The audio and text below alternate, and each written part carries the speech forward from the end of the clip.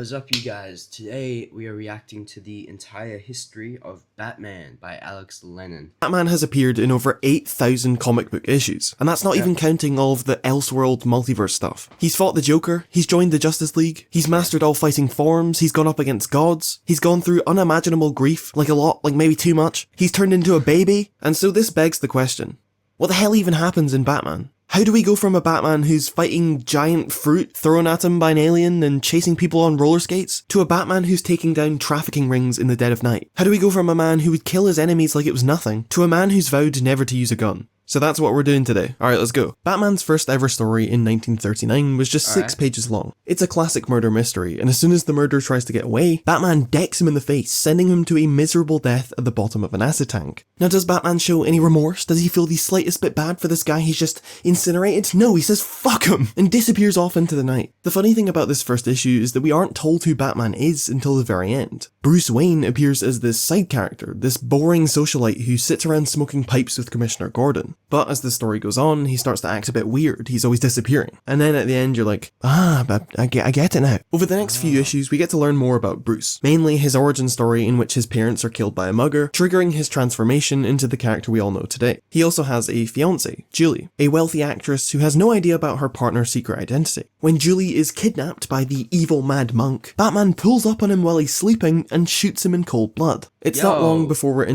Early Batman was a menace, man. To be honest, have you seen Batman now? Introduced to Batman's trusty sidekick, Dick Grayson, aka Robin. The best Robin. The greatest, oh my goodness, he's the best DC character. Him, Wally West, and Barry Allen are my favorite. Oh, and Green Arrow. Green Arrow top tier. Let me give you my top 5 right now. Wally West, Dick Grayson, Barry Allen, Green Arrow. I want to say Green Lantern. Probably say Hal Jordan, but I don't. It's actually tough. But my top 2 are Dick Grayson, Wally West. Let's go top 3. Barry Allen as well. I love the Flash, and I love Dick Grayson. Whether he's the Robin, if he's Nightwing, I love him. I hate Jason Todd, and I don't hate him, but I think the Titans Netflix series ruined him for me. Jason. One of my friends, Hannah, she loves Jason Todd, and I make fun of her for it. But yeah. Anyway, Dick Grayson is the GOAT, honestly. After his parents are killed by a local mobster, Bruce takes him under his wing and trains him, not just in terms of fighting, but also criminology, detective skills. Dick proves himself when he avenges his parents and becomes Batman's full-time crime-fighting partner. Now, despite these stories being very of their time and thus being unintentionally hilarious, it's kind of nice just seeing this dynamic between Batman and Robin. You know, you have this grief-stricken man who misses the innocence of his childhood, and suddenly he gets this whimsical kid who keeps him on track and makes sure he doesn't lose who he is. Funnily enough, it's after Robin's introduction that Batman stops using guns and killing his enemies. Eventually, Batman and Robin are introduced to such iconic foes as the Penguin, Catwoman, and of course, the Joker. Right from his first appearance, the Joker's injecting people with venom that will force them to smile as they take their last breaths. He injects them in advance, so his victims will go utterly insane with anxiety before they actually die. He then impersonates a police officer in the creepiest way imaginable, tries to burn both Batman and Robin alive, and even when he's caught, he doesn't really care because he knows he's gonna get out anyways. Joker's first issue nails the character because it's a perfect example of his organised chaos. A good joke is unpredictable. The setup is there, but no one can guess the punchline until it's too late, making Joker the perfect rival of a man who's so rational and calculating. Look at that. Look at that picture right there. And Joker, I really hope they do him right in the obvious. It's James Gunn, the gun don't jam. But I really can't wait to see him in James Gunn's thing, because he's gonna cast the perfect person, and I just want to see a menace, bro. I want to see a menace. I want to see what they did in Dark Knight. I want to see a Heath Ledger type of Joker, but I just want to see a menace. I want to see the Joker from Under the Red Hood. I want to see Joker from The Killing Joke. I want to see all that. I want to see this Joker, not this Joker, but I want to see a deadly Joker, bro. Having fought crime for quite a while now, Batman cements a relationship with the police, transitioning from a vigilante to an honorary member of the Gotham Police Department. The iconic Bat Signal is born, and Batman and Commissioner Gordon start working closely together, helping each other foil the Joker's plans. This brings them closer together as detectives, and also friends, Kinda. Batman and Robin continue to fight their fair share of criminals, along with guys like Two-Face and Scarecrow. Although, unlike the Scarecrow we're all used to, this first version of Scarecrow is just a guy in a Scarecrow costume, who gets defeated when Robin jumps on a seesaw and it hits him in the ass. By this point, Bruce and Julie have broken up, and Bruce starts dating Linda, who's honestly just Julie with a different haircut. However, their relationship is short-lived due to a love triangle with Catwoman. You see, Catwoman has fallen in love with Bruce Wayne, who she has... Ugh. Why she look like that? Why are her eyes so far?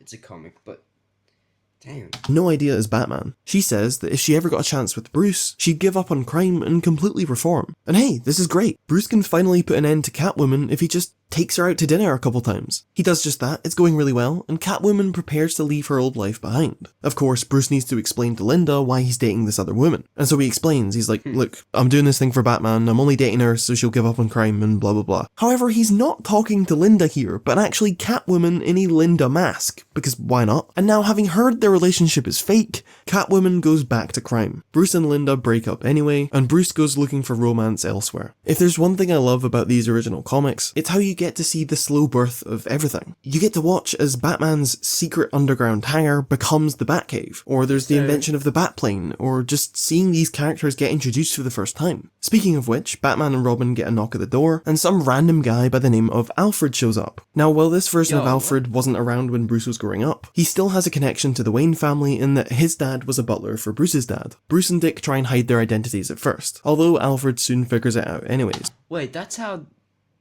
First of all, why does Alfred look like the Penguin?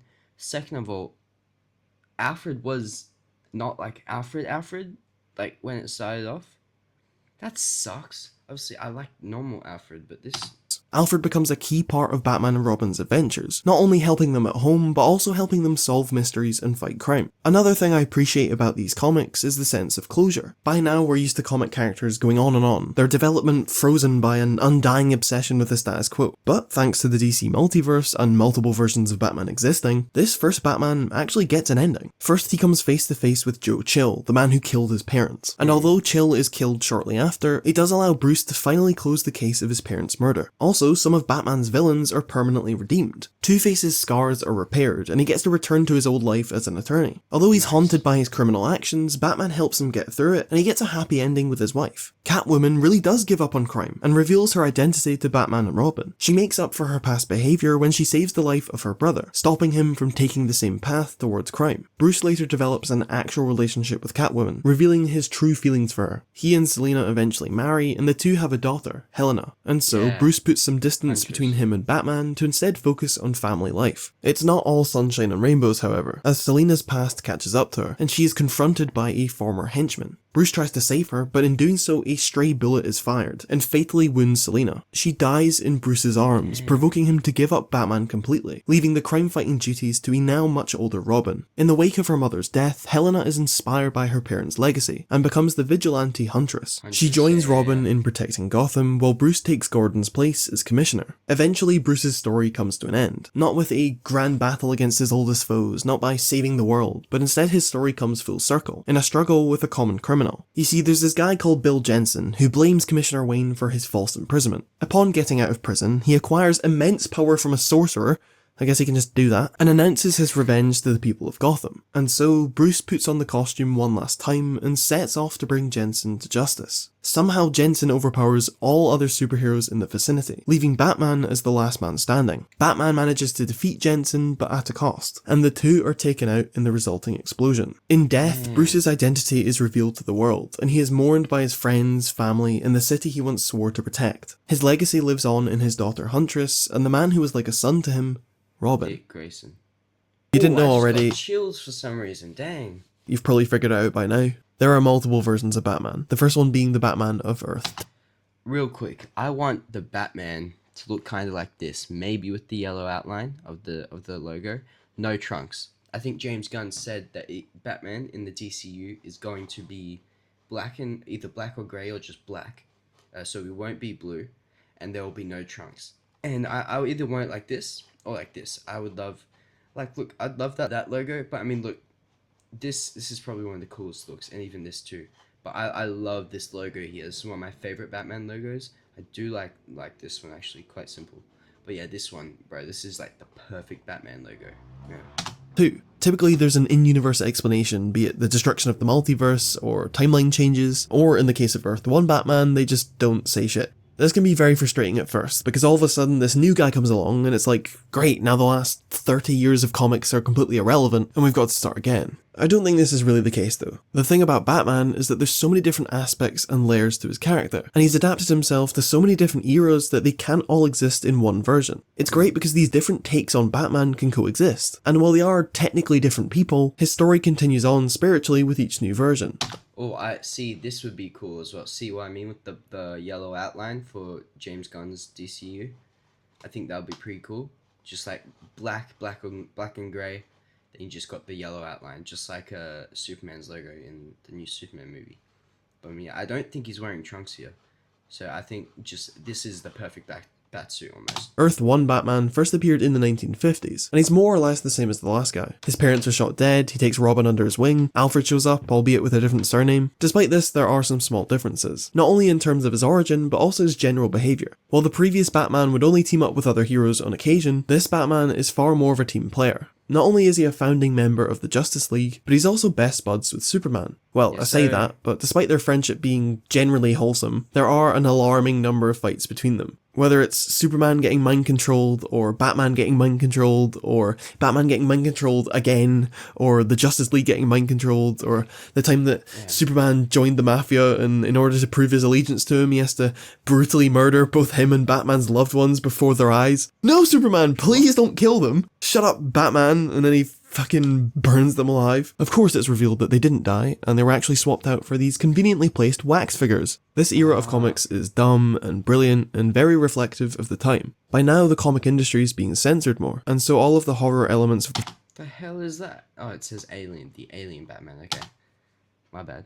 Being censored more, and so all of the horror elements of the 40s disappear in favour of the more light-hearted, weird shit. Batman's meeting his alien counterpart from the planet Zur-En-Arr and helping him fight off evil robots with his own superpowers, and yeah, it's amazing. Perhaps the biggest victim of this era is the Batmobile. Batman can't quite decide what to do with it. He's either changing it to a firemobile, or it's being constantly taken apart and destroyed and repaired, or it's coming alive only to be destroyed again and then replaced by the fucking whirly bat. Also, there's one issue where Alfred dies. He gets crushed to death by a rock in what's actually a proper valiant sacrifice to save his loved ones, only for it to be revealed that he didn't actually die and instead got turned into this thing. Over time we're introduced to new characters, such as Kathy Kane, the first Batwoman, and her niece Betty as Batgirl. Also joining the Batman family is Ace the Bat-Hound. Ace is an absolute weapon. He takes bullets for Batman and Robin, but even that doesn't stop him. He becomes giant, he'll show up at the last minute to save everyone. He's just the best, and it's a shame we don't get to see a lot of him later down the line. Last but not least, we have Batmite, a magical being from the 5th dimension. Oh, Batmite, that son of a gun.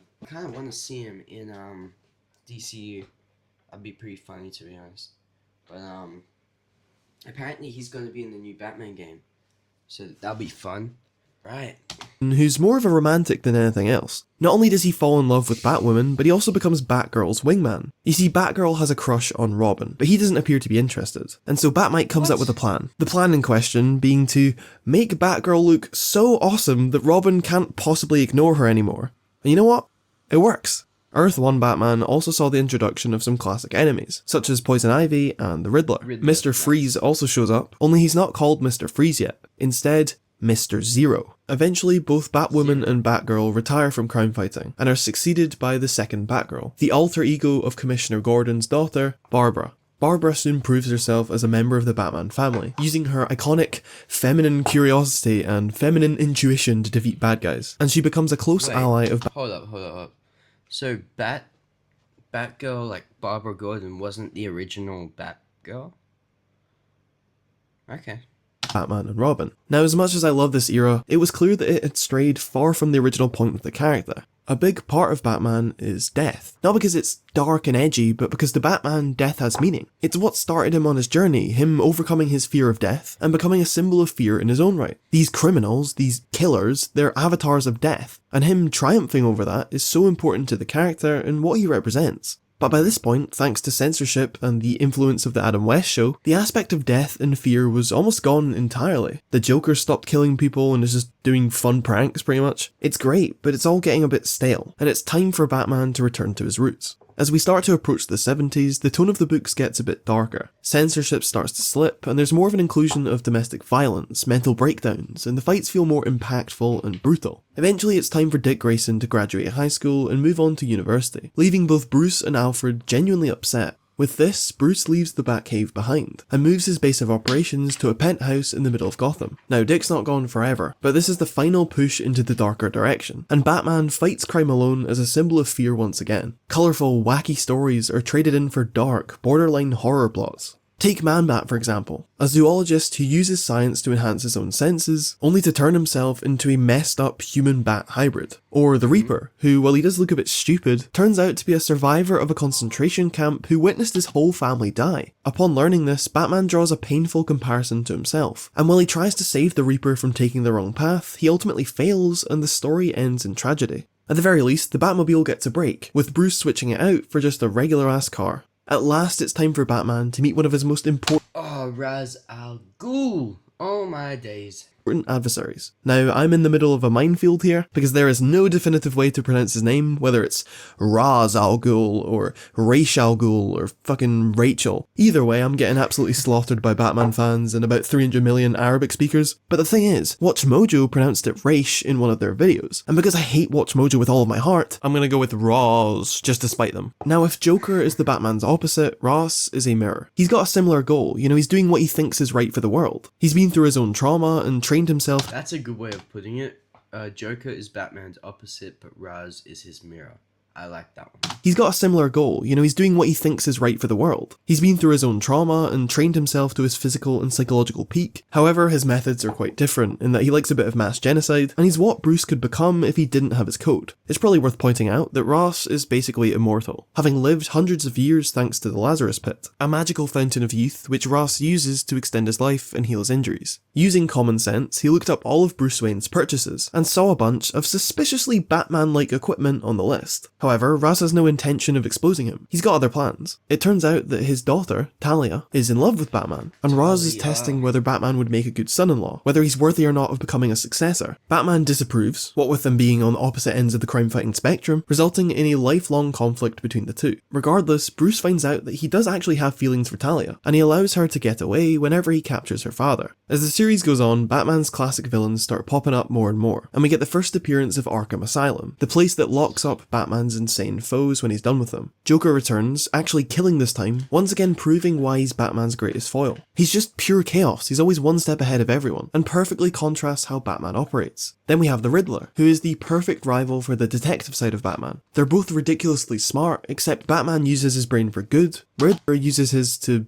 make a joke about corn. In a lot of his schemes, Riddler could just get away with it if he didn't give Batman all these clues. But he's a narcissist, he's always dressing up and making sure people know it's him. Two-Face shows up as a reminder of what could happen to Batman if he was corrupted by his quest for justice. Batman is calculating, Two-Face leaves things up for chance. Then we have Scarecrow, who's actually kind of cool now and not just some guy in a Scarecrow costume. Both Scarecrow and Batman are symbols for fear, only Scarecrow's far more sadistic and uses his methods for evil. All of these guys, they're all similar to Batman in some way, they're all some extreme, perverted version of him, and they all make sense to be part of his rogues gallery. Except Crazy Quilt. By now, the concept of the multiverse is very much established. Ooh, who's the favorite Flash of you guys? Who's the best Flash? I like Wally. I like Barry. He's my favorite. But I love Wally West, especially like the version in the new 20. I also like the Young Justice Wally West. They did him so dirty in that, bro. But I love him. I want to see more of that one. Allowing the Batman of this Earth to cross over with the world of his predecessor. One night, while investigating the case of a missing person, Batman and Robin are shocked when they come across a person claiming to be Bruce's daughter. You see, Helena from Earth 2 has used a trans-dimensional device owned by her version of the Justice Society, and she's come to Earth 1 to ask this Batman advice on how to be a hero. A few years later, we get more crossovers, in which Batman gets sent to Earth 2 on multiple occasions. In one of them, he finds his own grave and freaks the fuck out. He then works with the much older Robin to get him home to the right Earth. Another thing that's different about this Batman is the emphasis on romance. Batman's always had love triangles and people chasing after him to ridiculous degrees, but here it seems to actually affect them. He tries to have a relationship with Catwoman, but it doesn't work out as he feels like he can't trust her. Then he meets Silver St. Cloud, and the two get along really well. Even Alfred's thinking, hey, maybe she's the one for Master Bruce, but again it doesn't work out. And so, when Talia asks to stay at the Batcave, Bruce, being vulnerable from his recent breakups, says yes. He starts a relationship with the daughter of the demon, driving a wedge between him and Robin, causing Catwoman to get super jealous, only for their relationship to end soon afterwards. Bruce and Talia continue to be on and off, but they always seem to separate from each other in the end. That's not even mentioning Vicky Vale, a photographer who he previously had a thing with in the 50s, only for her to return years later, reigniting their relationship. Surprisingly, it doesn't Is that the chick from Michael Keaton's Batman? Maybe it's not. end well. At the end of the day, Batman is tired and heartbroken, and it's all really getting to him. He gives up on the penthouse and goes back to Wayne Manor. He's struggling to balance his two lives, and so he steps down as CEO of his company, passing on the position to his second-in-command, Lucius Fox. And poor Lucius. You think the Batmobile has it hard, but this guy's on a whole other level of abuse. Not only does he have a stressful work life, but he also gets kidnapped by the Mad Hatter, the Nazis, the Ku Klux Klan, to name a few. And speaking of the Batmobile, all of a sudden this fucking prick decides to blow it up. Except it's a car, so it can't move or scream for help. It can only watch as this sick fuck murders it in cold blood. Commissioner Gordon's also going through it, having to deal with his new assistant, Harvey Bullock. Bullock is a complete nuther, who pranks Gordon in the office, causing him to have a heart attack and be sent into a coma. Bullock eventually has somewhat of a redemption arc, but yeah, not exactly the best start. To top all of this pain and suffering off, Kathy Kane, the original Batwoman, is murdered by the League of Assassins, with Bruce finding her body clutching to her costume. By this point, Batman's quite far gone. This grief-stricken man needs a whimsical kid to keep him on track. However, Dick Grayson's all grown up by now, and is much more involved. There he is. Wally. Wally? Is that Starfire? And is that, what's her name? Wonder Girl, right? This is like the original Teen Titans. Involved as the leader of the Teen Titans, so... Yeah, there we go. So we got Wonder Girl. I'm pretty sure it's Wonder Girl. Robin, Beast Boy, Starfire, Wally, Cyborg, Raven. If they had added these two in Teen Titans Go, obviously I think we've seen them in Teen Titans Go, but like these would be even the original Teen Titans from the 2000s. That would have been fun, man. Oh, let's get a new one. Jason Todd's origin story is virtually... Oh, I hate Jason Todd. Ugh. Alright. Identical to Dick Grayson's. It doesn't really matter that these stories are so similar though, because how they happen isn't important. It's Bruce's reaction to them. When Dick's parents were killed, Bruce didn't hesitate. Here's your costume, mate. Now swear on the blood of your parents that you'll be my child soldier until you die. But with Jason, he's far more reluctant. Jason even uses the similar origin stories as an argument, saying, hey, I'm literally the same as the last Robin, and you were fine to let that happen. What's so different about me? Perhaps he believes he's too far gone and he should only work solo. Perhaps he's learned not to endanger children for his own benefit. Whatever it is, Bruce shuts Jason down. It's only once Jason proves himself time and time again and dyes his hair black that Bruce finally gives in. He thinks, well, and proves himself time and time again and dyes his hair black that Bruce finally gives in. He thinks, well, you're gonna do this whether I stop you or not. I might as well train you so you don't die. With Dick's blessing, Jason becomes the new Robin. With Dick then... There's no way Dick gave him his blessing. I guess this was early Jason Todd, so he's a bit better, right? Moving on from the mantle to create an identity he can make entirely his own. Nightwing! By now we're in the 80s, and this Batman story is coming to a close. It's a time for reflection and also closure. Bruce throws in one last romance for the road, this time with one of his enemies, Nocturna. But then she dies and he gets with Catwoman again. In the series' 400th issue, Batman faces his greatest challenge yet. Ra's al Ghul breaks out pretty much every villain in both Arkham Asylum and Gotham's prison. The Joker, the Riddler, Penguin, Poison Ivy, Scarecrow, Killer Croc, Two-Face, Gotham's prison. The Joker, the Riddler, Penguin, Poison Ivy, Killer Croc, Two-Face, Clayface, the Mad Hatter, Black Mask, fucking Crazy Quilt. Ross brings them all together, uniting them in the name of one common goal, to screw over Batman. This is especially bad, as Ra's knows Bruce's identity, plus the location of his house and therefore the Batcave. He also kidnaps Bruce's loved ones, both Alfred and his daughter Julia, along with Vicky Vale and Bullock, I guess. He also arranges a complete takeover of Gotham PD, holding Gordon hostage. However, Batman is not without his allies. He is surprised by both Selina and Talia, who've come to help him in his time of need. Together, Bruce, Jason, Selina and Talia take the villains head on, and after a lengthy number of battles, manage to defeat them. Once everyone is safe, it's time for Bruce to face Ra's himself. The fight is tough,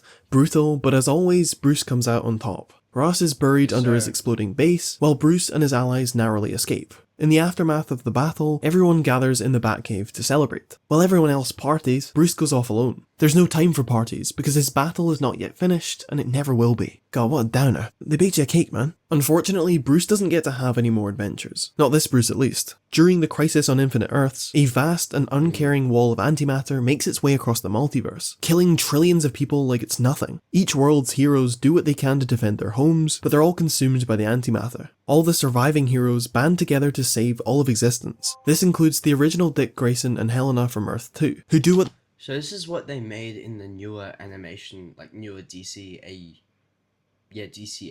series, like the Crisis thing. Is that Peacemaker? Next to Bats? Nice. they can in the battles against the evil Anti-Monitor. It ends up a victory for the heroes, but a very costly one. During one of the battles, Helena is brutally crushed by a collapsing building. Dick attempts to save her, but it's no use, and he is soon vaporized by the oncoming attackers. At the end of the event, the multiverse is no more, and the remaining universes have merged into one single Earth. While Bruce and Jason survive the crisis, their histories are rewritten, transforming them, and everyone else in existence, into different people with different pasts. And so it's time for a new Batman. Again. Straight out the gate we get Year 1, which not only explores Bruce's youth and I love this one. I love this and one. how he Oh my becomes Batman, goodness. but it also focuses on Gordon, his struggle in a corrupt police department, his early relationship with Batman, and his affair with his fellow police officer, Sarah, who would later become his wife. Later down the line we get titles like Prey, or The Long Halloween, or Batman and the Monster Men, these fantastic reimaginings of Batman's earlier years as a crime fighter. They're all great. I mean, they do kind of contradict each other a bit, but that's just DC canon for you. So yeah, everything happens more or less the same. It's just a bit more streamlined and there are different details. Barbara becomes Batgirl, Dick becomes Nightwing, and Jason takes over as Robin. You can basically treat them as the same characters when you're reading it all through. It's just that their origins are a bit fluid. Around 20 issues into the new Batman series, we get a beautiful issue in which Batman saves a man from jumping off a bridge, giving him a second chance at life. Later in the same story, Batman takes time out of his day to sit down with a couple homeless kids. He listens to their story of how they ended up on the street, and takes custody of them in his own home, letting them stay with him until he finds their relatives. Take note of this moment, because it's going to be the last time Bruce is happy in a long, long while. Shortly after Bruce is kidnapped and drugged by the religious cult, time Bruce is happy. I don't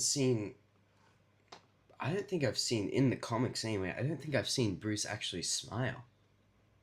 Like, not like that anyway. It's crazy. In a long, long while. Shortly after, Bruce is kidnapped and drugged by the religious cultist Joseph Blackfire. While under Blackfire's influence, Bruce is manipulated into breaking his no-kill rule, and while he's eventually rescued by Jason and Blackfire is defeated, Bruce still has to live with what he did. Then Batman fights the greatest villain of all time, the murderous KG Beast. You see, he's an assassin for the KGB, and he's a beast. In the end, Batman has to make the final decision to let the beast die, trapping him in a chamber to waste away alone. Then, to make matters worse, the Joker escapes. Oh, I love this one too, The Killing Joke. Let me know if you want me to watch this movie. I am doing all of them in order, but let me know if you want me to watch this one early. From Arkham, and travels to the home of Commissioner Gordon. Without warning, he shoots Barbara at point blank, paralysing her below the waist, before torturing Gordon in an amusement park. It's all pretty messed up to say the least. Then we get the famous set of panels in which Batman reaches out to the Joker, trying to relate to him and offering him a way out. It's only when the Joker declines the offer as usual that Batman grabs him, and then you're like, oh, did he kill him? Did he finally kill the Joker? Spoiler alert, he doesn't kill him, because the Joker escapes 2 seconds later. Joker discovers a woman called Sheila Haywood, who just so happens to be Jason's birth mother who abandoned him at a young age. She ended up in Ethiopia, embezzling medical supplies for a refugee camp, and so naturally the Joker uses this to blackmail her. When Jason learns of his long-lost mother, he is thrilled to meet her, and desperate to free her from the Joker's grasp. Bruce begs Jason not to go in alone, and instead wait until they're properly prepared. But it's his mother, so he goes in alone anyway. Jason puts up a fair fight, only to be betrayed by his own mother. You see, if Jason stops Dang! the Joker, Yo, the family are the ops now too, dang. Sheila's embezzling would be uncovered in the process, and so she has no choice but to go against her own child. With this, Joker gets the upper hand, and savagely beats Jason to an inch of his life. Sheila's betrayal is in vain anyway, as the Joker double-crosses her and leaves her to die to an inch of his life. Sheila's betrayal is in... Wait.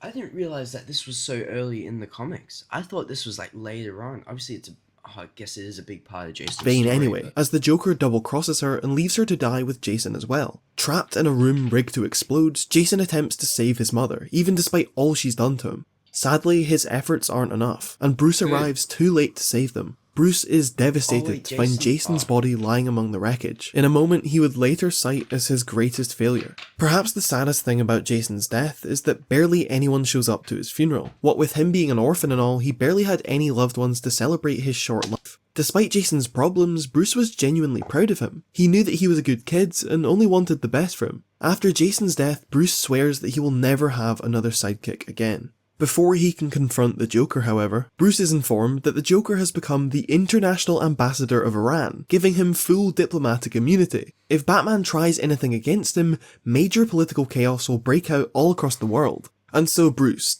I gotta give it to him. Joker is smart. He is a smart man. Smart. taking his patience to a whole new level, reaches out to the Joker one more time and tries to make peace. The Joker, of course, declines the offer. It's only when Joker attempts to gas the UN that Bruce has an opportunity to stop him. And even with everything the Joker has done, Batman still saves his life. Yeah. The Joker goes missing after the fight, and because secretly Batman is in love with the Joker. That is why he always saves him. Bruce is once again left without closure. During his mourning period, Bruce is tired and isolated, becoming far more brutal when it comes to fighting crime. While he still appreciates Alfred's care, it's clear that Jason's death has driven a wedge between them. A few issues later, Bruce takes on the case of a missing child. It's here we get a rather touching moment, in which Gordon asks why he's so driven by this particular case. Bruce doesn't respond, instead just looking at a picture of Jason, before disappearing off into the night. Bruce won't be alone for much longer, as no more than 4 issues later, a young lad by the name of Tim Drake shows up. Having met Dick Grayson during his days as a circus performer and memorizing all of his moves, Tim was able to figure out who Robin was, and as a result, Batman as well. Not only that, but he's also noticed Batman's violent behaviour in the wake of Jason's death. With all of this knowledge, Tim has realised that Batman needs a Robin to keep him in check. That if Batman is a symbol of fear and darkness, Robin is what keeps that darkness from spreading too far. And so you think Tim would volunteer, that he'd be jumping at the chance to be Batman's newest child soldier. But no. Instead, he confronts Dick, and asks him to go back to being Robin. It's only when Dick refuses that Tim takes matters into his own hands. While Tim manages to rescue both Bruce and Dick, Bruce is not exactly happy with this new Robin. In fact, it takes a whole issue for Tim to convince him, along with encouragement from both Alfred and Dick, and even then he's still not too keen on it. Regardless, Bruce uses his failure with Jason to make sure he doesn't make the same mistake. He will only let Tim join his side once he is 100% trained and capable of defending himself, and only then will Batman have a new Robin. As the 80s end and the 90s begin, we get a bunch of cool stories. We get Arkham Asylum, this beautifully fucked up story exploring the psychology of Batman's villains. And it's like if gothic horror had a baby with LSD, and I don't know what's happening half the time, but I love it. It's then followed up by stories like Batman Gothic, Batman Venom, Batman Blades, which are way easier to understand, but just as impactful. While these stories aren't set in the present, they still carry forward the themes of Jason's death, Batman's drive to protect children, and him being pushed further and further into darkness by tragedy. The story Night Cries deals with the cycle of abuse between parent and child, and it has this amazing wee moment between Batman and this little girl. Bruce takes off his mask, removing the symbol of fear to let her know she doesn't need to be scared anymore. And while he may not be ready to take his own advice, it's still nice to see him channeling his grief to help others. By this point, Barbara has bounced back after her encounter with the Joker, although her paralysis means that being a traditional superhero is out of the question. Still, she doesn't let this hold her back, and she instead... I'm going to be honest, if we see her in James Gunn's DCU, I hope that she's Batgirl for a while. I hope she's Batgirl for a long time before this happens. Because I every time I see this iteration, I don't really like it, because I want to see Batgirl.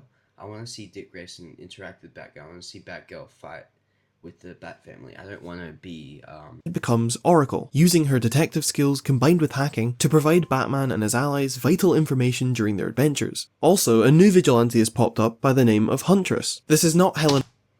Oh, what? Oh, okay. I was gonna say, like, new vigilante. What do you mean? What are you talking about? During their adventures. Also, a new vigilante has popped up by the name of Huntress. This is not Helena Wayne, who by this point technically doesn't exist, but instead Helena Bertinelli, a ruthless crime fighter. Oh, it's probably just knives out. I thought they were Wolverine claws. I was like, dude, what? Who has no relation to Bruce. Also, Lucius gets kidnapped by the crime lord Black Mask, once again proving that he can never get a break. Now, if you thought the 80s were hard on Batman, the 90s are just never-ending pain, especially with the Nightfall storyline, in which Oh, I can feel that. I can feel that already. Man. Batman is broken to the point that he can't be Batman anymore. Basically, there's this kid called Jean-Paul, and while his introduction might seem a bit random here, he's gonna end up being a pretty big deal. Jean-Paul opens his door one day to find his dad bleeding out on his doorstep. It turns out that his dad was the latest in a long line of religious assassins, each calling themselves Azrael. Not only that, but his dad had been subconsciously planting a form of mental programming in him since birth, giving him extreme fighting skills. Influenced by a member of his dad's religious order, Jean-Paul becomes the new Azrael. It turns out though that Jean-Paul isn't really a bad kid. He eventually turns his back on the order and uses his abilities to save Batman's life. And so Bruce thinks, okay, Jean-Paul is dangerous, sure, but with the right training he can counteract his brainwashing and he can become an ally instead of a threat. The thing is, Bruce is completely burnt out. He's far too exhausted both physically and mentally to train Jean-Paul. By now, Tim's been Robin for a while, and so Bruce gets him to train Jean-Paul instead. The new Azrael proves himself as a force for good, as he helps save Lucius, who has been hypnotised into offing himself. Bruce doesn't get much rest, as he is soon faced with the arrival of Bane. Bane makes a good first impression in that he causes a massive breakout at Arkham, who at this point should really reconsider their security measures. This weakens Bruce, as he uses up all of his energy catching the freed villains, thus giving Bane the perfect opportunity to strike. Aside from the breakout, Bane has also managed to figure out Bruce's identity, having studied him intently. His body language, his equipment, everything. This guy is just as smart as he is strong. Finally, Bane shows up at Wayne Manor to put Bruce in his place. The two share an incredible conversation about their motivations, and how Bane considers Gotham to be the ultimate prize, and how he's gonna break Batman for it. And Batman's like, nah, I'm sick of all this shit. And while he does recognise Bane's strength and formidability, he's like, fuck you, I'll take you on anyway. A brutal fight ensues. At the end of it all, Bane declares his victory by snapping Bruce's back in two, and throwing him out on the streets of Gotham. While Tim and Alfred fabricate a story to explain why Bruce Wayne is brutally injured at the same time as Batman, Bane seizes his moment and begins to take over Gotham. He tries to recruit various criminals in the Gotham underworld, including Catwoman, although she declines the offer to work for him. Realising that Gotham still needs a Batman, both Bruce and Tim agree that someone should take over for the time being. Tim suggests Nightwing, which would be the obvious choice, but Bruce disagrees, saying that Dick has his own responsibilities and that this isn't his fight. Okay, I guess. So this leaves the only other option. Fucking Jean-Paul. Jean-Paul confidently accepts and takes Bruce's place as Batman alongside Tim. Jean-Paul's methods are brutal, what with him being an assassin and all, scaring the hell out of Tim. Determined to go beyond Bruce's Batman, he completely redesigns the Batsuit and uses it to confront Bane. It's a lengthy yet climactic battle, and Jean-Paul manages to beat Bane. This kinda goes to Jean-Paul's head, and he becomes violent as hell, losing his mind in the middle of battles and even letting a criminal fall to their death. By this point, Bruce has gone on a lengthy trip around the world, allowing him to heal a lot of his injuries. Having learned of his replacement's behaviour, Bruce confronts Jean-Paul, demanding that he give up the role of Batman. But Jean-Paul, he's not having it. He thinks that he's far more deserving of the title, and refuses to give up control. And so Bruce temporarily returns as Batman, and vows to take back his city. Both Batmen clash in a war for Gotham's soul, with Bruce coming out on top. In the end, Bruce goes easy on him, leaving him to go off and start his own life as Azrael.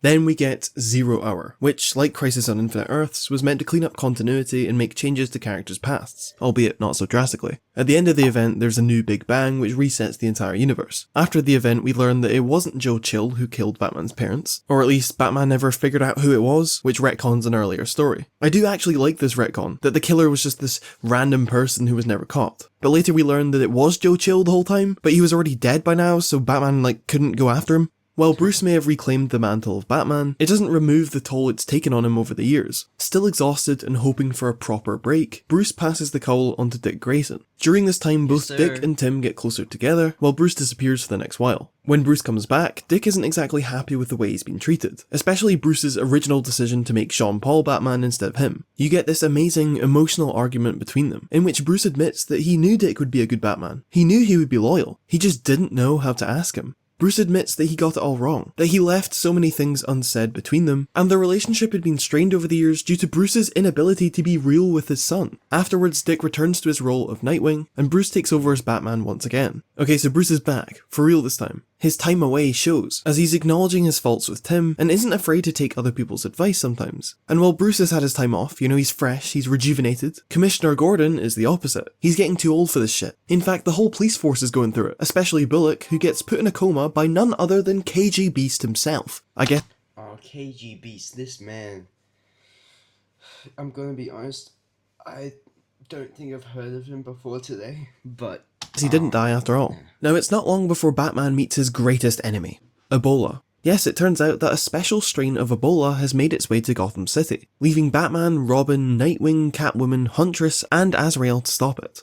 In the end, Jean-Paul somewhat redeems himself when he delivers the Ebola cure, saving the entire city. Well, at least that's what they think. The Ebola actually mutates, meaning that everyone they thought they just cured is now doubly fucked. Not only that, but we soon find out that the mastermind behind everything is none other than Ra's al Ghul. Ra's al Ghul, Ra's al Ghul, Rachel. This man. His plan is to wipe out 90% of the global population, and that way he's Thanos. Genocide. Oh my. Genocide. It's every villain has the same incentive to his grandchildren will inherit a new world. The grandchildren, you say? I thought Bruce didn't want to have children with Talia, nor provide an heir for his enemy's empire. Well, it turns out that Ross has found a new son-in-law to be his successor. Bane. Batman chases Ross to Scotland of all places. I just said Damien. Oh my, I'm an idiot. My fault, guys. New son-in-law to be his successor. Bane.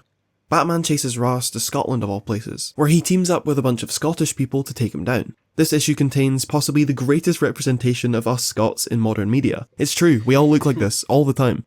Through the power of teamwork, Batman, Robin, Nightwing, Catwoman, Huntress, and Oracle Dude, why do you have to do that? Through the power of teamwork, Batman, Robin, Nightwing, Catwoman... What type of shot is that? Like, why did you have to choose that shot? Why did you, Alex, why did you have to choose that shot, my man? Huntress and Oracle manage to sabotage Ra's plan and blow him up for good measure. Bane is also defeated, vaccines are given to everyone, and the city is saved for real this time. It's also probably worth mentioning that by this point, Tim has found love, and is going through his own shit with his girlfriend Ariana. At the same time, he gets closer to one of his vigilante partners, Steph. Wasn't he gay in Titans? I'm pretty sure he's gay somewhere else. Look, I don't really care, but I kind of do when they... I'm not even going to get into that, my bad. AKA the spoiler. Now, the danger of the plague may be over, but Gotham as a whole has been severely weakened, and it's only downhill from here. First, Lucius is shot. Someone just put him out of his misery at this point. Then, as if things weren't bad enough, the city is hit with a devastating earthquake, killing hundreds of thousands of people. Wayne Manor collapses, and both Bruce and Alfred are buried under the Batcave. To top things off, the destruction all across the city has ruptured the gas mains, setting everything on fire. Nightwing, Huntress, and Catwoman all do what they can to help survivors, while Bruce manages to escape the rubble and rescue Alfred. Gordon is also trapped, but Bullock comes to his rescue, once again proving that he's not a total asshole. During the disaster, Batman's villains use the chaos to their advantage, stirring up trouble and killing a bunch of people. Also, Tim realizes his feelings for Stephanie, and so he does the mature thing of breaking it off with Ariana. Well, he tries to talk to her, only for her to break up with him first, so problem solved, I guess. In the aftermath of the earthquake, Bruce gives a speech to Congress, asking them to support Gotham. It's this really powerful speech about how, yes, Gotham is seen as a shithole, and it's filled with parasites and demons, but the people of Gotham will always prevail. There will always be saints who rise above the sinners, and these good people deserve some help. Bruce uses his failures as Batman to fuel his speech, really hammering his point home, and the whole city is watching him on live television, and at the end of it all, Congress says, no, you ain't getting shit. In fact, not only did they refuse to help, but they cut Gotham off from the rest of the world, saying it's no longer part of America. I mean, to be honest, I wouldn't hold it against them really. It's Gotham. Like, have you heard of it? the rest of the world, saying it's no longer part of America. Any remaining bridges are destroyed, and the entire city is quarantined from the rest of the country. This leads us to No Man's Land, a 100-issue storyline, if you include all the prologues and side stories. It follows Batman, Batman's friends, and Batman's enemies as they deal with the utter chaos of a war-torn Gotham City, without any rules or outside help. A whole bunch of stuff happens during this time. All of Gotham's criminals fight for control. Wait, so, sorry, before we get into this, Jason died earlier, right? When do we get into the part where he turns into Red Hood? When do we get to that part? Any rules or outside help. A whole bunch of stuff happens during this time. All of Gotham's criminals fight for control of various territories. Gordon and the few police officers that are left are overwhelmed, and are forced to work with criminals such as Two-Face to survive. Huntress becomes Batgirl for a bit, then goes back to being Huntress after Batman tells her off, while a new lady by the name of Cassandra takes the mantle. Two-Face betrays the police, Harley Quinn is introduced for the first time, adding to all— Yes sir! Yes sir, yes sir, yes sir. Sorry, that's a bit weird. Also, Harley Quinn, one of my favorite DC characters. I love Harley Quinn. But wasn't she introduced? Well, no. Yeah, so she was introduced in Batman the Animated Series. And then she became, like, one of the biggest comic things. I think she's one of, like, the biggest, like, impacts that we've had, like, of an original character not introduced in the comics. the chaos. Then Lex Luthor shows up, tries to kill Lucius for God's sake, and then the Joker kidnaps all babies in Gotham City. At the end of it all, the government's like, okay fine, Gotham can be part of America again. It's a bittersweet victory though, as Gordon's wife Sarah is killed by the Joker, adding to the already staggering number of traumas in his life. At the very least, Nightwing and Huntress get together for a bit. With this, the 90s are finally over. It was a lot of pain, a lot of suffering, but we can now look forward to a new millennium, with stories that might not be as painful for the characters. We get stories like Tower of Babel, in which the Justice League finds Batman's contingency plans to take them all down. After these plans fall into the— But the plans are... It's like fair play, right? The plans are... Batman's contingency plans for them are valid, and his contingency plan for himself is the Justice League. If he ever goes evil, the Justice League is there to stop him. If they go evil, then it's up to Batman to stop them, right? the wrong hands, and the trust of his fellow superheroes is weakened, Batman is voted out of the Justice League. It's a great story which highlights not only Bruce's He can just cut their funding. He pays for everything.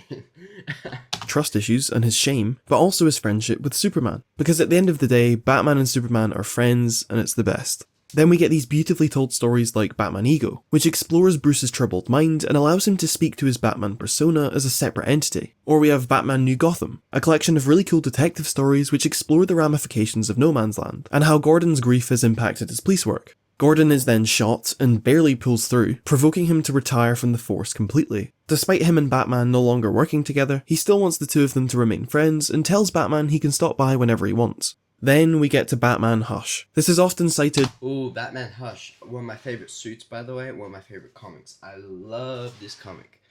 I hope they had kind of adapted in Batman Part 2, or even if they just do it in the whole series that they're going to do. I hope it gets adapted one way or another. as one of Baby's first Batman stories. It deals with everything. It has callbacks to Batman's history, the trauma of his parents' murder, and the failures that have haunted him throughout his life. It explores his friendship with Superman, who is once again mind-controlled and forced to fight Batman. It explores Bruce's relationship with Selina as they get closer together and learn to trust each other. You have Bruce's moral conflict as to whether or not he's going to kill the Joker. You have Alfred and Gordon and Barbara and Talia, and fucking Jason comes back from the dead to haunt— and Jason. Gordon and Barbara and Talia and fucking Jason comes back from the dead to haunt Bruce, only for it to be revealed that it was Clayface playing a trick on him. Another— Oh yeah, sorry, I just had to clock it. The thing this story does is introduce the titular character of Hush, a brand new Batman villain. Hush is another mirror for Bruce. They both share the same past, they're both on the same level in terms of intellect and combat training, kinda. They both have dual lives, in that they're a rich person by day and a creature of the night by night. Now, Hush's plan to take down Batman is kind of ruined in the end when he just gets fucking shot, but fear not, because that's not the last we're going to be seeing of him. Quite frustratingly, however, Bruce and Selina's relationship doesn't work out for the millionth time, and Bruce's chance at love is squandered once more. Now, with everyone having dead parents all the time, you kinda forget that Tim's dad, Jack, is very much alive, and Tim's been operating as Robin without his father's knowledge. Eventually the lies build up, and Jack starts getting a bit suspicious. After poking around, Jack finds not only Tim's costume, but his diaries as well, revealing both Bruce and Tim's identities, the Batcave, Alfred, all of it. When Jack confronts everyone at Wayne... Well, Tim's an idiot. Why would you put down Bruce Wayne as Batman in his journals? Why would you journal down where the Batcave is? About the Batcave? About everything? Like, dumbass. Like, I get that if you found the costume. Should have hidden it better. But, like, journals, why would you write all that stuff down, dude? What to do. Batcave, Alfred, all of it. When Jack confronts everyone at Wayne Manor, no one has any idea what to do. Alfred's like, let's fucking kill him! But realistically, they have no... Wait. Oh, yes, my favorite Nightwing suit, by the way. Wait. Everyone at Wayne Manor, no one has any idea what to do. Alfred's like, let's fucking kill him! Realistically, they have no options that work in their favour. Their only real solution is this. Jack will agree not to expose any of them, so long as his son stops putting himself in danger and quits. And so, Tim reluctantly leaves the Batcave, leaving Batman once again without a Robin. Well, that is for about half an issue. You see, Stephanie, you remember Stephanie, Tim's girlfriend, also a vigilante? Well, she thinks that Tim is cheating on her. And so, in an act of jealousy, Stephanie makes herself a Robin costume and asks Batman if she can be his new partner. And Batman's like, yeah, sure. It's going pretty well until she disobeys one of his orders, and then he's like, nah, you're fired. Shortly after, Gotham is swamped by this massive gang war, with Black Mask taking everything over with the help of Hush. During this conflict, one of Tim's friends at school is killed, motivating him to become Robin against his father's wishes. Initially, Jack is not very pleased, but he eventually expresses how proud he is of Tim, and accepts that Tim has a responsibility to the city. Robin's return brings great tragedy. First, Stephanie dies, which would be devastating enough for him, but then his dad Jack is killed by Captain Boomerang, and Tim becomes an orphan just like the Robins before him. Still, Tim keeps going, and doesn't crumble due to his grief. Now, despite all this, things are looking a bit too good for Bruce. Don't get me wrong, he still has his problems, but he hasn't been utterly emotionally devastated in a while, so fuck it, let's break him. A mysterious new criminal appears, calling himself the Red Hood. The Red Hood. The Red Hood. The Red Hood, okay. Using brutal methods to put dents in Black Mask's operation. Eventually, the Red Hood confronts Batman himself, and they both prove themselves as a match for each other. Then, as the two men come to a standstill in the pouring rain, Red Hood takes off his helmet, and to Bruce's surprise, there stands Jason Todd, back from the dead. I hate him. For real this time. Bruce is understandably distraught, as anyone would be if their greatest failure came back to haunt them. He calls out Jason as a fake, a phantom, but deep down he knows it's the real deal. Jason has come back to right Bruce's wrongs, to cross the lines that Batman won't. He will bring peace to Gotham by finally killing those who threaten it. Now Jason goes through with this plan, and threatens to actually kill the Joker. What follows is a heartfelt discussion about Batman's ethics, and why he chooses not to kill, but it's still not enough to convince Jason. Before Jason can act, however, all three of them are caught in a massive explosion, allowing both the Joker and Jason to escape, and before Batman can do anything about it, he is summoned into another big crossover. Not only does Infinite Crisis continue the theme brought up by Jason, whether or not Batman's gonna cross the line and do what needs to be done, but it also provides an explanation for how Jason returned. After Superboy Prime punched several holes in the fabric of reality, he does that sometimes, trust me, he sent these event-altering ripples all across the timeline. One such change to reality was the resurrection of Jason, who awoke in his grave, unable to remember who he was. He was then taken in by Talia, who threw him in a Lazarus pit, not only restoring his memories and personality, but corrupting those things, making him, for lack of a better word, a massive knob. Now, flash forward to the events of Hush. Jason hears that Hush has a plan to mess with Batman, and he wants to join in. So, that actually was Jason, he just switched out with Clayface at the last minute. With everything that's been going on, Bruce takes another break, doing some soul-searching around the world and doing what he can to remove his demons. When he returns to Gotham, he's completely freshened up, energized, and there is no problem he can't solve. Both he and Tim are working great together, with Bruce officially adopting Tim as his son. Two-Face comes back, not that big of a deal, gets resolved after a few issues. Lucius gets kidnapped, I guess some things never change. Perhaps the only real tragic thing that happens is that my favourite supervillain of all time, Mr. KG Beast, is shot in the head, and dies with no loved ones to mourn him. It's gotten to the point where Batman is just so epic now that he and Tim have virtually eliminated all supervillains from Gotham. So much so that Batman has forgotten how to be Bruce Wayne. Bruce takes time to re-establish his reputation as a billionaire playboy, going out to parties and fundraisers and such. However, his holiday is cut short as one of the parties is crashed by Talia and her league of man-bat assassins. Talia drags Bruce away and reveals to him a shocking truth.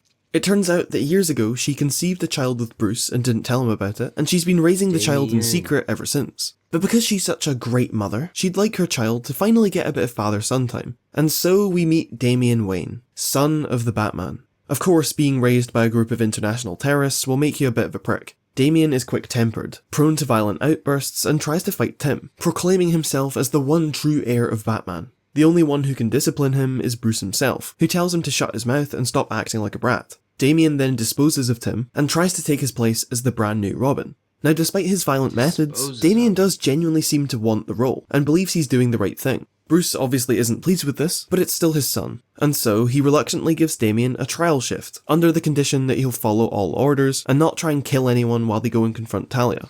But what happened to Tim?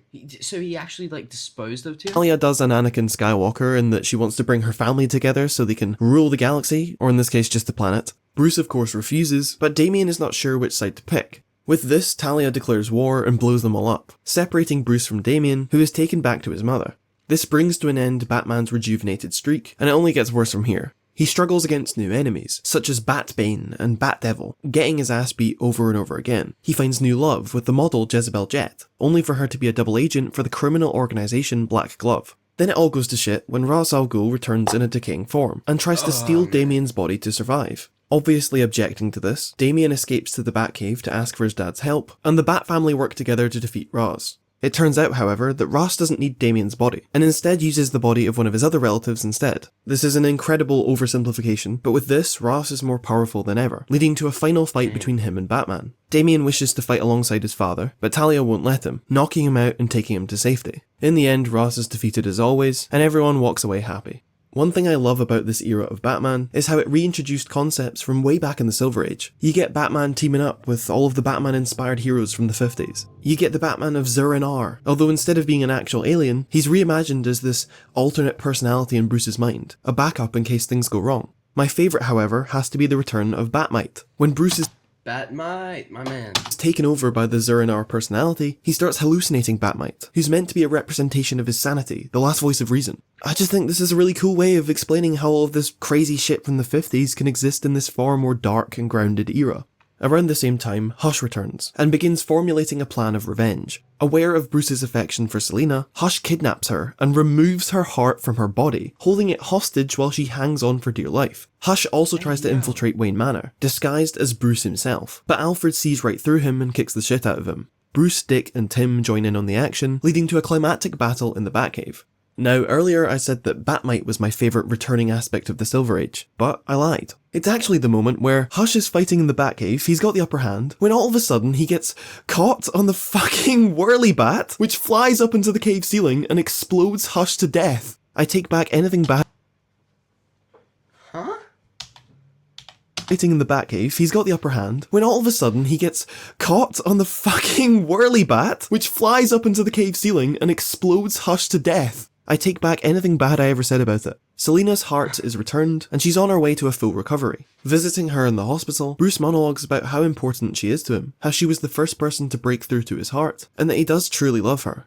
This era is all about confronting the past. Hush, Jason, Damian, Zur-En-Arrh, Batmite, KG Beast, the Whirly Bat. They're all there to make Bruce evaluate his own history, confront his old wounds, and promises he made to himself and others. And so it makes sense that in this era's grand finale, Bruce must confront the one thing that started him on his journey. You see, everything culminates in Final Crisis, yet another big crossover event with 6, 7... I'm sorry, that wasn't fine. Crisis in the title. Darkseid shows up, planning to take over all of reality or something. You know, he's always trying to do something like that. And so, to save the entire multiverse, Batman confronts Darkseid with a radiant bullet, one of the only things that can kill him. Bruce is now on the other side of the gun, he's crossing the line that defined him. And while he acknowledges this, the stakes are just too high, and he must make a painful exception. As noble as it may be, Bruce pays a price for crossing this line. Darkseid fires back his own deadly energy rays, completely burning Bruce to a crisp. Superman arrives to retrieve Bruce's body, but he's too late Damn, he's burnt to a crisp. to save him. The Batman is dead. Bruce is mourned by those closest to him, especially Alfred, who was basically his father. Tim encourages Dick to take over as Batman again, and while Dick initially refuses, he eventually steps up and takes the mantle. Damian joins his side as Robin, with Alfred thinking that it'll be good for Damian, and it'll bring out the best in him. Meanwhile, Tim advances to the role of Red Robin. He's convinced that Bruce wasn't actually killed, but was instead sent back in time, and has been lost in the past ever since. No one really believes Tim at first, but as it turns out, he is 100% correct. Darkseid's blast managed to throw Bruce into the prehistoric era, with no memory of who he was. He was then sent forward across the timeline as a walking paradox, with Darkseid's evil, time-travelling beasts chasing him across multiple periods. Bruce adapts himself to these different eras, influencing Gotham's history while Tim and his allies try and track him down. Eventually, Bruce makes his way to the present day, although he's infected by the beast, and his mind is corrupted by Darkseid's design. His friends finally catch up with him, and Tim tries to remind him of who he is. To defeat Darkseid's influence over his mind, to reclaim his body as his own, Bruce must accept the first truth of Batman. What the hell does that mean, you ask? Well, Bruce started off fighting crime alone as a symbol of fear. Too often did he reject help from others. Too often did he swear he would never have someone by his side again. And yet, he was at his best when he had Robin, when he had Superman, when he learned to see the good in others, which in turn made him see the good in himself. If we go way back to year one, the very moment Bruce decided he would use the symbol of the bat, the very moment Batman was created, something interesting happens. As young Bruce lay bleeding out in Wayne Manor, having got his ass beat by criminals for the very first time, what did he do? He called Alfred. His first instinct was to call for help. Hell, if you go back even further, right back to the moment his parents are gunned down, he only makes it as far as he does because of those around him. And so the first truth of Batman, the one that liberates him from Darkseid's corruption, is that he's never been as alone as he thinks. It's literally the power of friendship, but told in a really beautiful way. When Bruce finally accepts this truth, he is purged of Darkseid. Now there is some stuff in between, but for the sake of both simplicity and consistency, Bruce Wayne is back. When Bruce returns to Gotham, he takes the first truth of Batman out into the world. He starts a global organisation called Batman Incorporated, spreading Batman's values and way of fighting crime all across the globe. You have Bruce as Batman, Dick as Batman, Damian as Robin, Tim as Red Robin, Barbara as Oracle. You have Stephanie, who actually faked her death and succeeded Cassandra as the new Batgirl. Okay. You have Lucius, who's designing a bunch of robots and cool shit for everyone to use. Also, you remember those Batman-inspired heroes from the 50s? Well, they're on the payroll too, operating in different countries around the world. It's all going really well, Bruce and Selina are working together, they're taking down bad guys, and then this fucking guy decides he likes his mother being alive. Barry Allen, aka The Flash, aka the fastest man alive, has run back in time, saving his mother from dying, and in doing so creating an alternate timeline where everything's messed up. Barry Allen. Run. This world, Bruce was killed instead of his parents, and his father, Thomas, became Batman instead.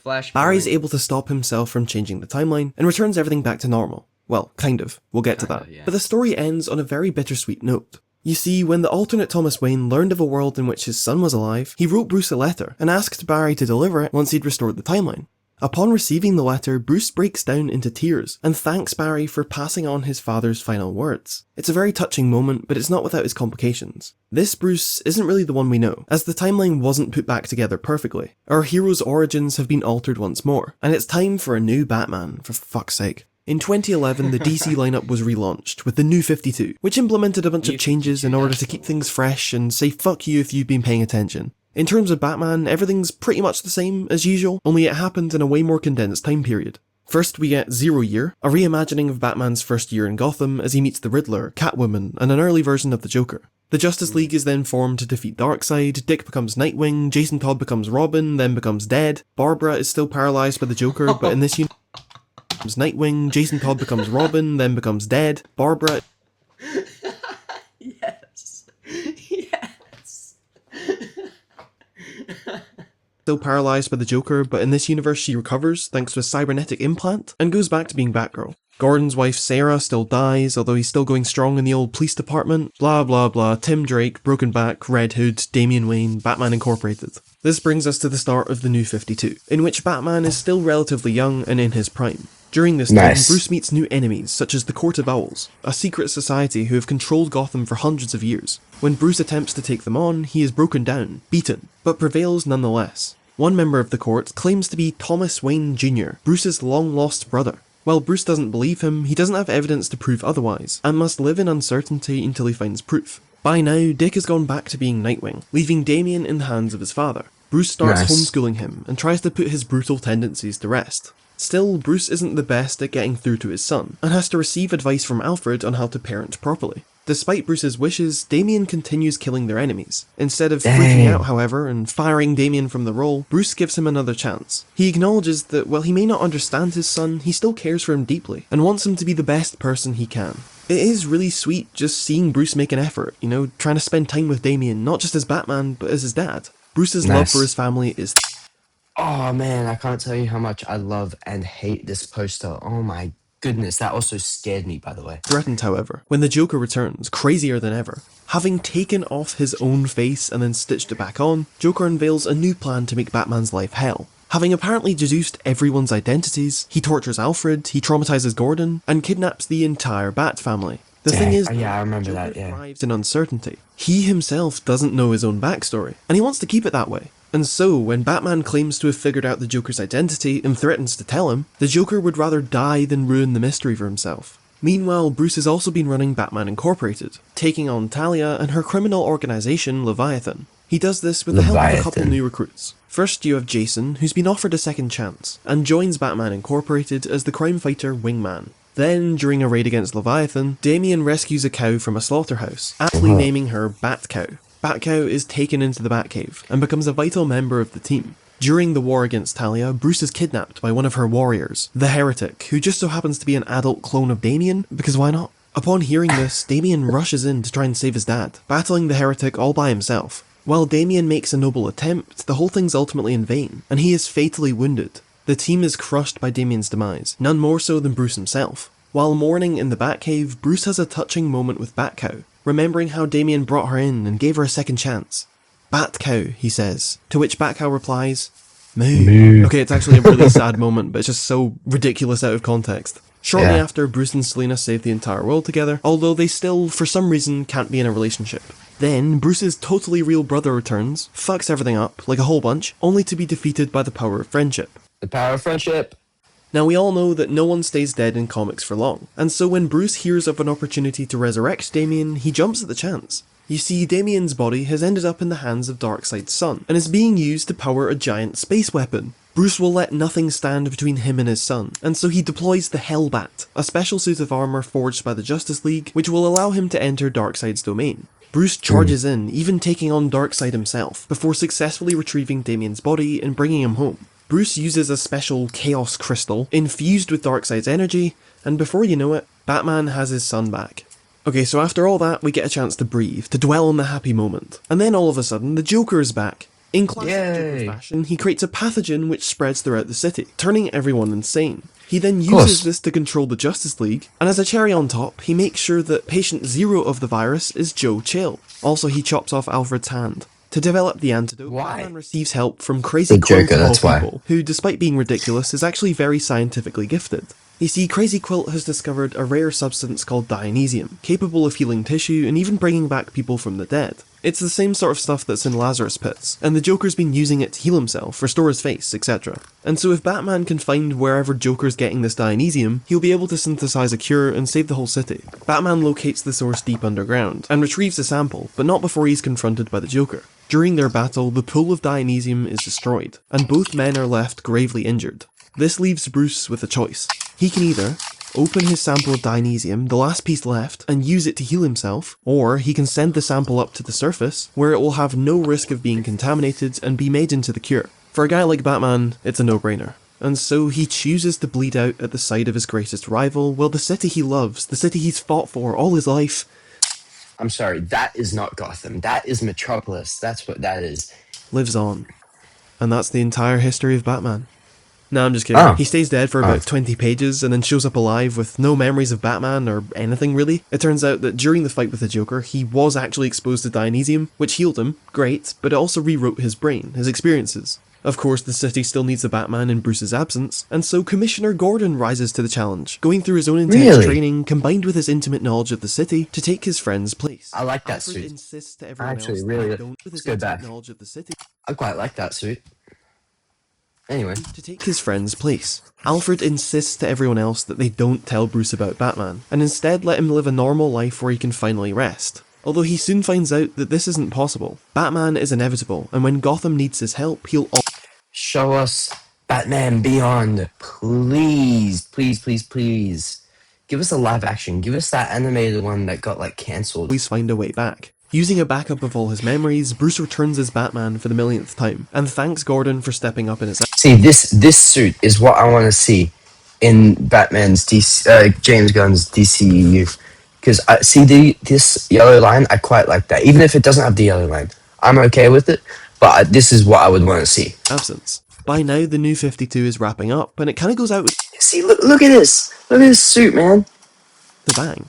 Batman uses a giant bat megazord to fight a giant plant monster, and if that wasn't extreme enough, he then becomes the god of all knowledge. Next, we get DC Rebirth, which restores a lot of the pre-Flashpoint stuff while still celebrating the New 52 in an attempt to harmonise both continuities. Some origin stories are revised but never changed entirely. We get glimpses into the continuity. I'm sorry. Some origin stories are Big black bat. You serious? revised but never changed entirely. We get glimpses into the past, we get Kite Man, hell yeah, and we more Hell or less yeah. pick up where we left Hell off. yeah. Bruce fights classic villains such as Hugo Strange, Solomon Grundy, and Bane. He starts a new team called the Gotham Knights, featuring Tim, Stephanie, Cassandra, Jean-Paul, Lucius' son Lucas as Batwing, Kate Kane as Batwoman, and even Clayface, who's given up on crime and is now fighting on the side of the Angels. Yes, Also, sir. Bruce gets closer to Selina. Things are looking very promising, and can it please just please work out this time? Eventually we get a story in which both Bruce and Barry manage to travel to the Flashpoint timeline, the one where Barry fucks everything up. In doing so, Bruce comes face to face with the alternate version Thomas Wayne. of his father, leading to an emotional conversation between them. Bruce thanks his dad for the letter, saying it was the greatest gift anyone's ever given him. He tells Thomas of his own son, Damien, and begs his dad to come with him back to the normal timeline where he can show his dad all that he's accomplished, the life he's built for himself.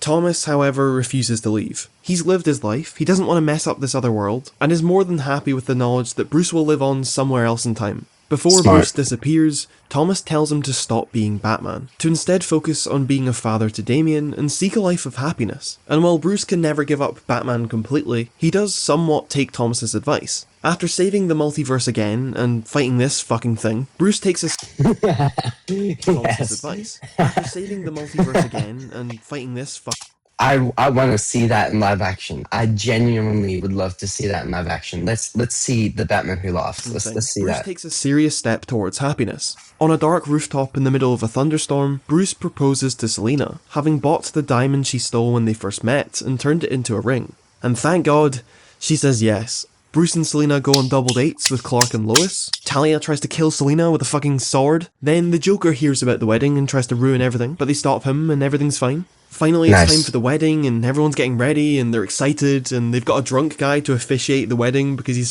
so much of an alcoholic that he'll forget their identities straight after. And that's fine, because this is the moment people have been waiting for since 1940, and Alfred's taking him to the wedding, and Selina doesn't show up to the wedding, and wait, no!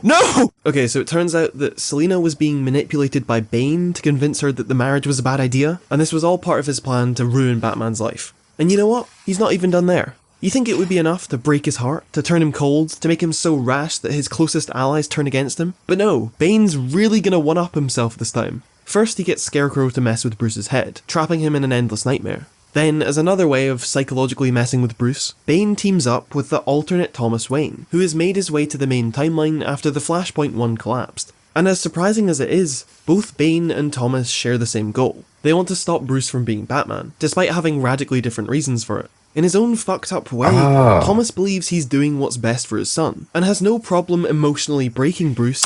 First of all, Bruce was Batman before Thomas was Batman. Okay, it doesn't matter if it's in a different universe. Thomas is not Batman. Bruce is Batman. Okay?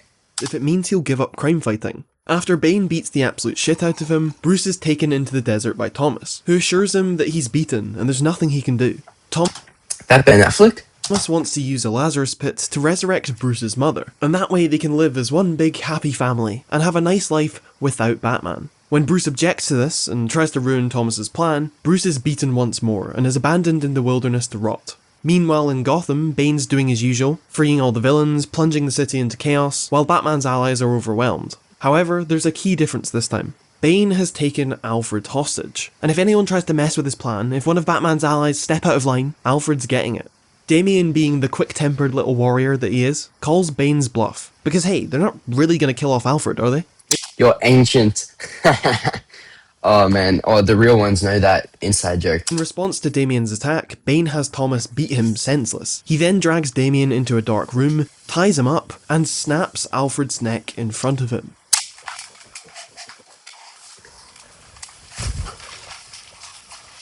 Hey yo, dude, chill out. As Alfred's lifeless body is left in the chair opposite Damien, Nah, poor Alfred, bruh. Bane now has a new hostage, and if anyone tries to ruin his plan again, Damien will pay. Meanwhile, Bruce is rescued from the middle of nowhere by Catwoman, who's very sorry for leaving him at the altar and is going to make up for it by saving his life. She nurses Bruce back to health, and as soon as he's on the mend, the two return to Gotham to confront Bane. Bruce and Selina start small, working with Clayface to take down the freed villains, before working their way up to Bane himself. Bane wishes to fight Bruce one-on-one, but Bruce, having accepted the first truth of Batman, says fuck that, and takes all the help he can get. With Bane out of the picture, all that leaves is Thomas Wayne, who is still determined to stop his son from being Batman. Now Thomas really goes the extra mile. He shows Bruce Alfred's corpse. He says, look what you did, don't you see why you should give up Batman? Don't you see that I'm just trying to do what's best for you? And while Bruce is completely destroyed by what's happened to Alfred, his grief only empowers him to keep going. He fights Thomas in the name of his real father, the one who really knew what was best for him, and in the end, emerges victorious. After it's all over, Bruce continues being Batman, although the wound left by Alfred's demise is not one which will heal quickly. Bruce has these moments where he'll forget Alfred's not on the other side of the communicator, and he's forced to remind himself that the man who raised him is no longer around. Now, as of September 2023, Alfred is still officially dead. They are really committing to it for the time being. But who are they kidding? Of course they're going to bring him back at some point. Bruce's loved ones are going to keep dying and being resurrected. The Joker's always going to show up with one last master plan. Bane's always going to show up to break him one last time. The universe will eventually be rebooted again and again, sending him back to square one. This pain will never end, and that's kind of the point. Batman is motivated by an unquenchable thirst for vengeance. He's stuck in a never-ending battle against fear and death, and that's the life he's chosen for himself. That's what being Batman is. And so, to live a life like that, to endure every day knowing that it will never stop, you kinda need to let yourself be happy. You have to be able to confront the past, you have to embrace those around you, and take help where you can get it. Batman's story is one of redemption, it's one of facing the truth, and sometimes, just sometimes, it's about hope and happiness. And on that note, I finally finished this fucking video. Okay, I haven't read the recent shit. Okay, I don't want to know what Gotham War is. So yeah, I'm gonna leave it here. Now, if you like this format, you can check out my other videos and like, subscribe, all that shite. But if you want more Batman, I would highly, highly recommend my good friend Sal, who's helped me out a ton in making this video. Not only are his videos incredibly well made and in-depth, but he's also just an insanely nice guy. He's been making videos for the past 6-ish years, and it's criminal how underrated he is, relative to all the effort he's put in. Alright, that'll do for today. Make sure to keep KG Beasts in your prayers, and I'm gonna go collapse now. Peace. Alright. Nice. Oh man. Love that one. That was a pretty good one. Anyway, thank you all for watching. Stay tuned for the next one. We will be watching the entire history of Spider-Man. So we will watch that from Alex. But yeah, thank you all for watching. I'm Buzz. Peace out.